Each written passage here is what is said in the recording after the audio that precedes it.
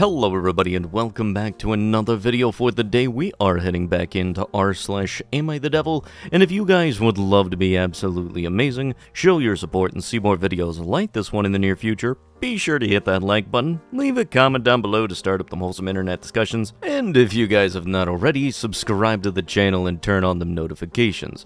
Also, if you guys would like to save 10% on your next order of gamer subs, use code Tommy at checkout, or click the link down below. It'll automatically apply the discount to your transaction, and it helps support the channel. Thank you. Am I the a-hole for calling my cousin's wife the, redacted slur?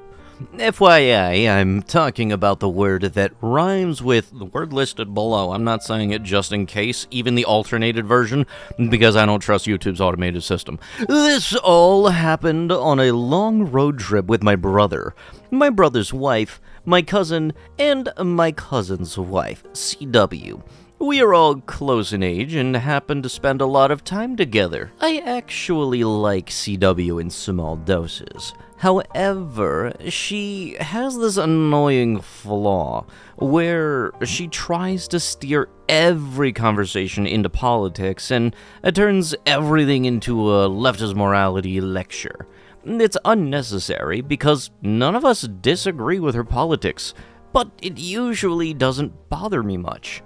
But the context of this incident was a 2-week cross-country road trip, and after just a couple of days into it, I was starting to feel overexposed to CW's flaw. On top of her usual conversation hijacking, she was also putting on these long 2.5-hour political podcasts when it was her turn with the aux cord, which would be fine, although it's a bit greedy given the rest of us were just putting on podcasts or music albums that were less than an hour each. But she was also talking over the podcast to lecture all of us on what the podcasters were already talking about. That's all of the context leading up to the incident. It was my turn to drive. It was late, and everyone was tired. We were almost at our hotel, but I missed the exit that I was supposed to take. The next exit was miles ahead. Everyone groaned, and in my rush to apologize, I said something like, "Sorry, I'm so tired, I feel," redacted word right now. I was immediately admonished by CW, and she started launching into a lecture about this. This time, I was just too tired and frustrated to tolerate her passively, so I decided to push back against her for once. I interrupted her with arguments about why it shouldn't be considered offensive in this context. Stuff like, I'm actually relating to people with mental disabilities by using that word to refer to myself. And I know everyone here very intimately. I know I'm not offending anyone that has personal connections to the mentally disabled. It sparked a pretty big argument. CW was getting angry. I don't think that she ever expected any pushback against one of her morality lessons. Things escalated until I said the thing that maybe I shouldn't have. Something like, "Why are you so offended? I'm starting to think maybe it's because you are the only one that's that redacted word." And everyone winced. I immediately apologized and said that I didn't mean it. But CW was very mad and wouldn't respond to my apologies. The rest of the trip was a bit awkward. I tried to stay quiet, only speaking when necessary, which I think provided the space for everyone else to turn the mood around and enjoy the rest of the trip, which was just 3 more days. At the end of the trip, I apologized to everyone again, especially CW. They seemed okay. Even CW, although I think she really doesn't like me anymore. But if I'm being honest, I'm not really sorry. I don't think anything I did here was really that bad, and I think my family is overreacting quite a bit. Am I the a-hole? Yes, am I the a-hole for accidentally spouting some COD lobby level nonsense instead of, God forbid, just saying I'm exhausted? No, just had to go out there and just go straight to that word that starts with R, didn't you? And look, I get it, long road trips can be tiring and everything. Personally, whenever I have to go to my grandparents in North Carolina, it's a long-ass road trip. And yes, I very much do get tired from time to time, but I'm not out here spouting fricking slurs. You can say you're tired, you can say you're exhausted, exhausted. You could say you're fatigued. You could say any bit of that stuff. Just don't go to slurs. And I get that some people can be more politically inclined to talk about stuff than others. That whenever anybody does that around me, really, I just kind of zone out. I'm hoping things do, in fact, get better, but come on, dude. You really could have just said anything else other than what you did, and things might have been a little bit better. Am I the a-hole for breaking up with my friend group for horrible relationship advice that broke up my marriage? My main group of friends is 4 other women that I met at university 10 years ago. We all met basically on the first week of the first year, and have stayed tight to each other and then alive 10 years ago. I used to think they were all bad A and looked to them for advice for a lot of stuff, including relationships. I started seeing my now ex-husband 6 years ago. We got married after 2 years and got separated 1 year ago. And now divorce is final. A lot of problems we had was me acting on what, in hindsight, it seems like bad advice given to me by my friends. Just after our engagement, they convinced me that I shouldn't change my last name or hyphenate because it was old-fashioned and oppressive, even though Mark told me early on that it was an important thing to him. They planted doubts in my mind about how what originally I thought were innocent comments by his mom were jabs that she was taking at me, and pushed me to force Mark to stand up for me to his mom. It convinced me that I needed to ration the handholdings because some stupid reason that I thought into that doesn't make sense now, and convinced me that when we have kids, they should take my last name because I would be given birth and because we shouldn't support old-fashioned trends. With the last fight, Mark had enough and said that he wanted out and initiated the breakup. I was devastated. I foolishly thought that he'd never leave me because, again, my friends convinced me that I was way out of his league and that he would never leave me. I decided I can't be friends with these women anymore because not only did they give me really bad advice, but when each of them got married, none of them followed any of the advice that had been so important when they told me. They each took their husband's last names. They all bent over backwards to get along with their in-laws, and no rationing handholdings. No more kids needed to get mother's last name talk. This just pissed me off. And I confronted them. I told them that they were just using my marriage as a playground to test their stupid relationship theories, and that they only started really thinking things through when it came to their own relationships. I told them I couldn't be friends with them anymore. They are saying I'm being unreasonable, and that they told me what they thought was best at the time, and that no one held a firearm to my head.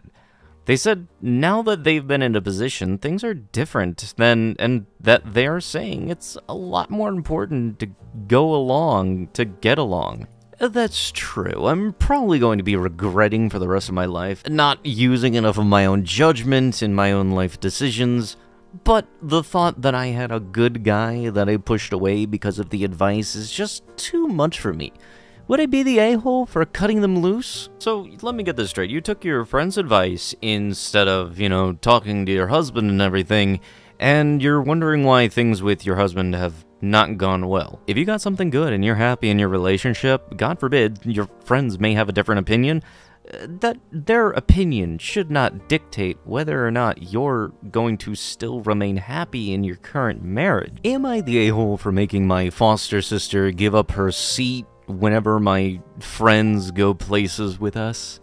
I'm 18F, the only kid in my family that drives. I have a 16-year-old foster sister, Mackenzie, who has been here for 2 years, and a real sister, Lily, who is 8. Both of my parents work a lot, so my mom lets me use her second car to see my friends, and she asks me to drive Lily and Mackenzie places and gives me money to take them out to eat. I usually invite my friend Chloe, or my boyfriend Gabe to come with us, and when they do, I make Mackenzie give them the front seat and sit in the back with Lily.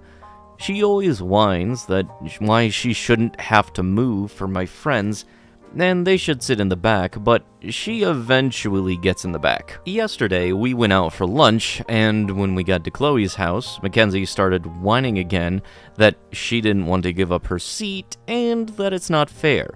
I told her it's not fair that I'm expected to chauffeur her around to wherever she wants to go to, but here we are. She went to the back, and we went to get burgers. The people at the drive-thru forgot to make my burger, so they told us to wait in the front, and they'll get it for me. I parked and gave Chloe and Lily their burgers so that they could eat, and told Mackenzie to get my burger. She said no, and that it's my burger, so that I should get it myself. She refused to get out of the car, so I had to get out and wait. When we got home, I told Mackenzie off for being a disrespectful little S, and told her to stay in her room until my mom got home, and took her phone and tablet. When my mom got home, Mackenzie ran to her and cried that I was being mean to her, and my mom sided with her and said that she had a really bad home, and we need to be gentle with her, and she said that I can't drive her car until I learn to be nice to my sister, and yelled at me for taking her phone and tablet and sending her to her room. I think that since my parents are letting Mackenzie live here, at least she could do is be respectful to me and my family. So, am I the a-hole for making my foster sister give up her seat in the car? Edit. Also, I babysit them on Mondays and Tuesdays while my parents work, because I decided to wait a year before going to college, and it was either that or pay rent, so I was in charge when this happened. Edit. Okay, I know I shouldn't have tried to make her get my burger, but she should have been more mature about it and not run crying to mommy and daddy and having to sleep in their room. And I'm seeing a lot of comments about this, so I'm going to say it here. My parents are trying to adopt Mackenzie. Edit. My parents said they talked about my punishment, and they'll tell me when they'll come. Update. My parents are kicking me out because apparently me being there is negatively affecting Mackenzie's mental health and could potentially interfere with her adoption. So now I have to get a job, buy a car, and help pay for my own apartment. So let me get this straight. You are constantly bringing up the fact that your sister is not a biological sister to her face, treating her like a second-class citizen, making it so that, yeah, she has to get in the back whenever her friends hang out, but you also have to go get our food for us, even though you're the one in the freaking driver's seat, you know, paying for stuff and everything. Meanwhile, you're living under somebody else's roof, babysitting instead of paying rent, and you don't even own your own car. Almost as if you have the consequences of your own actions coming into play, and God forbid you're now old enough in the legal system to be an adult. You're treating your sister like not even human, barely, and seriously, it's absolutely ridiculous. So, yeah, you very much are having to deal with the consequences of your own actions. God forbid you F around, and now you've found out. Dealing with early bridesmaids drama, and I'm torn on how to handle the situation. I'm a bride-to-be, and my fiancé and I have an amazing engagement party this past weekend. We booked a house for the weekend that was not cheap, and invited family visiting out of town to take one of the rooms. The core of this problem is that most of my bridesmaids don't like my maid of honor, because she has a spicy attitude, overly confident, a pick-me attitude, and does whatever she wants. And all the guys want her. She is like the true Kate Upton in my life. Being friends with her is not for the weak. Bridesmaids drama number 1. My oldest and longest friend. We've known each other since we were 13 years old. She's a single mother going through her own things. She's had issues with my maid of honor for a while, ever since she asked for her advice about a guy who she was talking through Facebook. My maid of honor gave her honest opinion, and ever since, she could not let it go. For that reason, she didn't stay with us at the house. She didn't participate in any of the activities, showed up an hour late to the engagement party, and invited some random guy through Tinder to my engagement party, even after I said no a week before the party. All of the bridesmaids have voted her to not be the bridesmaid anymore because she didn't participate in anything, didn't offer to help, and was not that great of a friend when I needed her the most. Bridesmaids is drama number 2. My cousin, whom I am closest to in my family, brought her boyfriend, and they stayed at the house. I have shared a lot of juicy stories with my cousin about my maid of honor, which sort of left her feeling uneasy since her boyfriend was coming, which literally has nothing to do with her. Basically, she started telling her boyfriend, my maid of honor's past, very inappropriate stories that should not be shared with her boyfriend and family, and basically told him to stay away from her at all costs. Side note, my maid of honor does not care who I share her stories with. We are both carefree and open about our lives. Fast forward to the engagement party. My maid of honor stupidly started offering half a gummy of substances to my closest friend, and somehow he found out and wanted in on it. As a group, they went to the bedroom, like 10 people, I was not there, and they all took these doses. But later in the night after dinner, he kept asking her for more. Granted, my cousin had no idea any of this was going on. He didn't tell her that he was taking these, and he didn't tell her where he was going. Nothing. So, then my maid of honor finally caved in and said, "Fine, I'll give you more, I'll give you some more." And her and my friend went up with him very fast so she could give him a little more. And somehow the door closed, and when he opened the door, my cousin saw them walk out together. I'm sure you could imagine what happens next. Basically, after a week, she finally jumped on the phone with me and told me that she does not redacted with my maid of honor and does not want to be around that kind of energy. She's not a girl's girl and wants nothing to do with her. And somehow, all of this is now about her instead of a joyful night that we spent thousands and thousands of dollars on. Last thing, the boyfriend was incredibly rude to me. He slammed the door on me when I tried talking to him. He didn't even bother to communicate with her. And why did he even associate himself with her after he was warned? And why the F is all of this my fault? Please, someone help me figure this all out. What do I do? Is it selfish of me? Should I not have these girls as bridesmaids? What should I do? But with that is going to have to be it with the video. If you guys would love to be absolutely amazing, show your support and see more videos like this one in the near future, be sure to hit that like button, leave a comment down below to start up them wholesome internet discussions, and if you guys have not already, subscribe to the channel and turn on them notifications. I'll be sure to see you guys in the next one. Thank you so much for watching, and bye-bye!